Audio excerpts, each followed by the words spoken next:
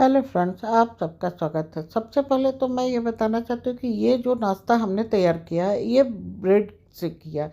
और ब्रेड का ये क्रिस्पी और कुरकुरा नाश्ता आप जो भी जिसको भी खिलाएंगे खा के खुश हो जाएगा। ये बहुत ही क्रिस्पी बना है और हेल्दी भी है। तो इसे हम कैसे बनाए अभी मैं आपको बना के दिखाऊंगी। पहले आप ये देख सकते हैं कि ये नाश्ता देखने से ही पता चल रहा है कि ये कितना ही क्रिस्पी बना है और कितना ही कुरकुरा बना है। और बनाने में भी बहुत 5 मिनट से 7 मिनट लगता है और घर में ही सारे सामान होते हैं। तो चलिए इसे हम फटाफट बना के दिखाते हैं। इसके लिए हमने क्या किया, 4 ब्रेड लिए। इस 4 ब्रेड से हमें 3 लोगों के लिए नाश्ता आराम से बन जाएगा। तो ये 4 ब्रेड को पहले हमें तोड़ के और मिक्सर जार में डाल के और इसे बिल्कुल पाउडर बना लेना है। तो ये लीजिए, हमने ब्रेड के चूड़े तैयार करके ले लिए और इसे अब एक बाउल में शिफ्ट कर देंगे और इसी में डाल देंगे। एक्स्ट्रा कुरकुरा बनने के लिए हमने 2 चम्मच इसमें हमें सूजी डाल देना है। और सूजी डालने के बाद में इसमें ये देखिए, हमने शिमला मिर्च को चॉप करके डाला और टेस्ट के अकॉर्डिंग हमने हरी मिर्च डाली और एक प्याज भी हमने चॉप करके डाल दिया। और इसी में हमें गाजर को भी घिस के डाल दिया। सब्जियां आप अपने अकॉर्डिंग डाल सकते, कम या ज़्यादा।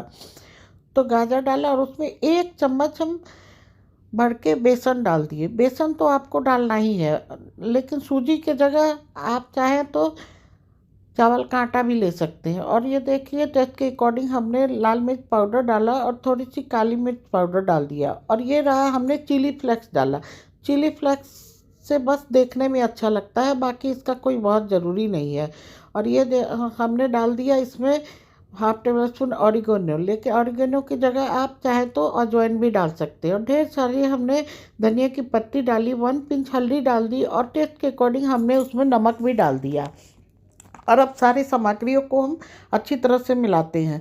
तो मैंने आपको क्या बताया था ना कि आप चाहे तो सूजी की जगह चावल का आटा भी ले सकती हैं, पर थोड़ा सा बेसन डाल देने से क्या होगा कि अगर हम सूजी डालें हैं तो थोड़ा चावल बेसन डालने से इसकी बाइंडिंग अच्छी हो जाएगी। और इसे मिला के हमें बस ढक के रख देना है। इसमें हमें पानी का यूज बिल्कुल नहीं करना है। जो सब्जियां हैं नमक डालने से वो ऑटोमेटिक उसमें से पानी आ जाएगा। तो अब लीजिए, उसके साथ हम चटनी बना लेते हैं। तो उसके लिए हरी मिर्च, लहसुन, अदरक और थोड़ी सी लहसुन की पत्ती ले ली। अगर लहसुन की पत्ती ना हो तो केवल लहसुन ही डाल के आप चटनी बना लीजिए। और इसमें एक हमने टमाटर डाला, ढेर सारा हमने पुदीना डाल दिया। और पुदीना डालने के बाद इसमें हम पुदीना ज़्यादा और हर इसमें धनिया की पत्ती हमने कम डाली है। इस चटनी बहुत ही बढ़िया बन के आएगा। और इसी में टेस्ट के अकॉर्डिंग हम नमक डाल देंगे और हाफ नींबू का रस डाल देंगे। और नमक डालने के बाद इसे हमें फाइन पेस्ट बना लेना है। तो चलिए इसे हम अच्छी तरह से चटनी को बना लेते हैं। और उसमें चटनी तैयार होने के बाद हमने क्या किया, इसमें 1 छोटे चम्मच से 1 चम्मच कच्चा सरसों का तेल डाल दिया और 1 पिंच हमने उसमें सरसों का तेल अगर आप कच्चा नहीं पसंद करते हैं तो ना डालें। तो उसके जगह आप हाफ नींबू और ज़्यादा निचोड़ दें। तो लीजिए, चटनी बन के तैयार हो गया। और अब देखिए, जो हमने रेस्ट पे छोड़ा था वो देख सकते हैं कि इसमें से बहुत सारा पानी खुद ही निकल गया और ये बिल्कुल सॉफ्ट हो गया। तो इसमें अब हमें पानी डालने की कोई आवश्यकता नहीं। एक बार हम इसे हाथों की सहायता से अच्छी तरह से मसल देंगे और मसलने के बाद ही हम इसे फिर इस नाश्ते को बनाएंगे। और इसमें अब हमें और कुछ भी डालने की आवश्यकता नहीं है। तो अब इसके हम छोटे बड़े पेड़े ये आपके अपने हिसाब से है, बनाइए। मैं इसमें इतने में 4 ब्रेड में 5 पेड़े बनाऊंगी। तो ये लीजिए, हमने 5 पहले गोल गोल करके हमने पेड़े का आकार दिया और बिल्कुल चिकना सा एक आकार दिया। आप देख सकते हैं सब्जी इसमें बारीक कटी है, इसलिए इसे अच्छा बढ़िया सा एक पेड़ा बनाने में कोई दिक्कत नहीं है। तो ये लीजिए, ये बन के तैयार हो गया। और इस प्रकार हमने क्या किया, 5 के 5 बना के रख लिया। तो ये लीजिए, हमारा 5 बन के तैयार है, बिल्कुल एक बराबर सा। आप छोटा बड़ा भी कर सकते हैं, आप चाहें तो इससे भी बड़ा बना सकते हैं और छोटा भी बना सकते हैं। तो अब चलते हैं कढ़ाई की तरफ। तो तेल हमने पहले ही गर्म करने के लिए रख दिया और इसे लो फ्लेम कर दिया। तेल हल्का सा ही गर्म हुआ था, हमने लो फ्लेम पे इसे रख दिया। आप लो फ्लेम पे बनाएंगे तो ये अंदर तक बढ़िया अच्छे से पकेगा और बहुत ही क्रिस्पी होगा।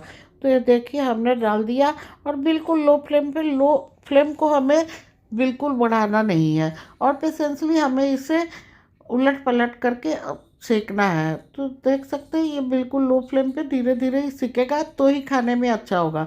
और अगर आप फ्लेम को तेज करके बनाएंगे तो क्या होगा, ऊपर से तो ये पक जाएगा पर अंदर इसका बिल्कुल कच्चा कच्चा सा स्वाद लगेगा। तो इसका सबसे ज़्यादा ध्यान इसमें आप यही रखना होता है कि इसका फ्लेम बिल्कुल ही कम लो हो, और इसे तले अच्छी तरह से। आप चाहेंगे कि सेलो फ्राई कर ले, तो ये सेलो फ्राई करने के बाद खाने में बिल्कुल अच्छा नहीं लगता। कुछ लोग ज़रूर सवाल करेंगे क्या इसको हम सेलो फ्राई कर सकते हैं, तो नहीं कर सकते। आप सेलो फ्राई करने के लिए फिर इसे पतला पतला रोटी की तरह बेल के आप भले ही उसको सेक सकते हैं, पर इतना मोटा सा बनाएंगे तो वो बिल्कुल ही अंदर से खाने में बड़ा अच्छा नहीं लगेगा। तो इसे हम डीप फ्राई ही करेंगे, तभी ये क्रिस्पी होगा। और जैसे जैसे इसका कलर गोल्डन होता जाएगा तब हम इसे निकालेंगे। और बहुत ही अच्छे तरह से, ये भी नहीं कि बिल्कुल कच्चा कच्चा सा नहीं निकालना है। तो आप देख सकते हैं हमने इसे कितना ही डीप गोल्डन किया है। और तब ये तो रखने के तुरंत बाद ही इतना ज़्यादा क्रिस्पी हो जाता है कि खाने में बहुत ही मस्त। और ऐसा नहीं कि ऊपर से क्रिस्पी अंदर से सॉफ्ट, ये अंदर तक क्रिस्पी होता है।